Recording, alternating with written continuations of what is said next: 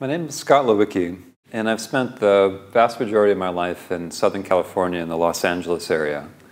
Well, from an early age, I was and still am a science nerd. I love space, I love astronomy. I built a telescope for my high school when I was a teenager. I read science books and science magazines and really felt inspired to go into physics and science as a career. I went to college at the California Institute of Technology, Caltech. I have a BS in physics. And then while I was still a student at Caltech, I started to work at the Jet Propulsion Lab, JPL, which is one of the NASA centers. I love working there. I get to feel like I'm part of all the science missions that NASA puts out there. JPL is specifically the folks that put the rover on Mars and some of the spacecraft that go to the outer planets. And I've had a chance to work on some amazing missions, also missions that orbit the Earth and look at the effects of pollution into the atmosphere and provide science data for those looking at global climate change. So simultaneous to being a science nerd growing up, I also had this kind of fascination with India and Eastern philosophy, and started reading books of philosophy, reading the Bhagavad Gita on my own when I was a teenager, and also just had an interest in yoga and the physical practice of yoga, meditation, and chanting while I was doing sports growing up. It just became a natural combination, you could say a parallel path to the science learning that I was following. So I've had these two parts of my life that intermingle, support each other, complement each other. In my day job, the practice of yoga helps me to work through stressful jobs, helps me to get lots of work done, helps me to work with the other people, and also helps me to be more sensitive to the topics that I'm addressing. I also love the marriage of Eastern philosophy, yoga, and science. There's a number of instances, if you look back at the ancient texts of yoga, that there's a parallel, or you could have a juxtaposition between some discovery in science and something that was thought of thousands of years ago. I love thinking about those things. And then in teaching yoga with my students, I love to bring in what the latest discovery is in science and astrophysics. I love to say that there's a universe inside that's as rich and as beautiful as the universe around us. My teaching has evolved over the years. Besides just teaching asana, I also enjoy teaching partner yoga that was shared here in the series, and working in acrobatics, working with partner work. It's fun. It's a different way to take the practice. There's a great value in having your own personal practice, but I also just enjoy being with people, interacting with people, sharing their energy. And partner yoga, something I love to teach, kind of takes that to the ultimate, where you're working together with a partner to do your practice. So one of the things I love to talk about when I teach partner yoga is that there's an element of a dance where you are literally balancing off of each other's strength, each other's stretch, each other's leverage. But then there's a play just in the relationship where maybe one person is leading, one person's assisting, one person's receiving. So there's a leading, following part of that switches over and over again as you practice. Partner yoga is wonderful for developing a relationship with another, really establishing trust, feeling a connection at multiple levels. And that feeling of, through the simple practice, doesn't even take very much. You feel the ability to open your heart more easily to another. And then in other circumstances, work, with friends, relationships, whether or not you're practicing yoga together or not, you kind of sense where you can be more free to open your heart and trust others. Well, like I mentioned, for my career, my main source of income, I chose a science engineering path through NASA.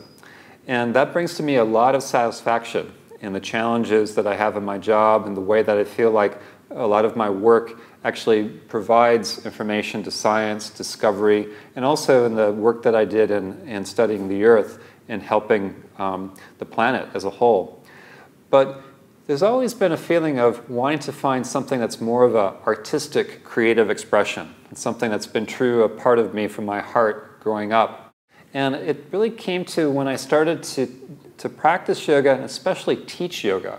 You know, getting up in front of a class, composing a class on the spot, thinking of things to say, doing workshops, leading groups through yoga, leading groups of partner yoga. That to me is a wonderful creative expression that works for me.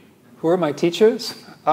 That's been a variety of folks all through my practice, all the way from learning from books, wonderful books that I've had, learning from individuals and friends, taking part in yoga schools. I was an Anusara yoga teacher for about 12 years. But really, I think the greatest teacher is experience. In your own practice, in your own body, on the mat, what you learn from experiencing in a class that goes even beyond what any individual person might say. It's what resonates true for you, what touches your heart. So teachers can come from everywhere. And it's also true that even people who are not connected to yoga, the people that you work with, how you relate to them, how you respond to circumstances, challenges, that can be a reflection of what you bring to your yoga and what your yoga has brought back to you in your life, how you face those challenges. Alan Watts is someone that I've listened to for years and years. I could spend whole afternoons just listening to his lectures. There's something about the way that he explains things. He explains these most complicated concepts from Eastern philosophies, from the Hindu, from the Zen, from the Buddhist, and he expresses it in a way where it becomes relevant. You can feel a way of applying those ideas to your life. And he's just been a wonderful inspiration for a lot of my practice, a lot of my contemplation, a lot of my meditation, and conversations with friends. So one of the things that drew me to yoga was also a sense of community, the people that I've met through yoga. And it's been a wonderful, sweet, open group of people that I've met. And then individually, a practice on the yoga mat. I mean, there's a time to be serious, there's a time to do things in a very strict sort of way. But if that's the only way that you practice, it can feel hard, it can start to feel like you're limiting yourself, it can feel like work, something that makes the practice even harder.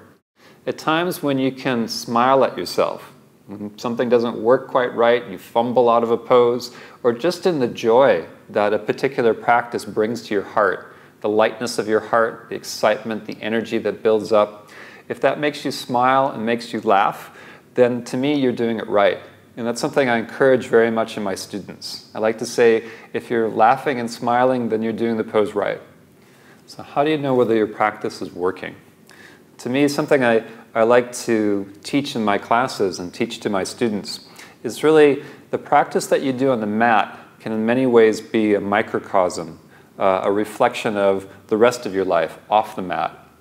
So how you choose to face the challenges on the mat, whether it's the challenge of a difficult pose, or say that you're working with an injury, not feeling so well, and how you are conscious of that, sensitive to your own self and what you need, is a practice on the mat. And then when you face challenges, difficulties, disappointments in the rest of your life, can you take what you practiced on the mat and bring that into the situation? To me, what you do off the mat is the real yoga. How you work and live your whole life is really what the whole practice is about. It's not about so much the shapes, the poses, what you accomplish on the mat. It's what you bring to that practice, and then practice what you bring to the mat into everything else you do in your life. And that's been really true for me in my life, taking this yoga into my life for challenges, whether it was the passing of my parents a few years ago, and really, working through that in my body and my emotions, to also being able to reach out and support the others that were affected by that. One of the things that yoga can also help you to do is not only be sensitive to your own self and what you need is to also see and be sensitive to the needs of others and the challenges that they might be going through. Because, well, we're all, beneath our skin, we're all people, and we share so much. And the yoga helps you to see those similarities in the way folks are going through the same kind of stuff.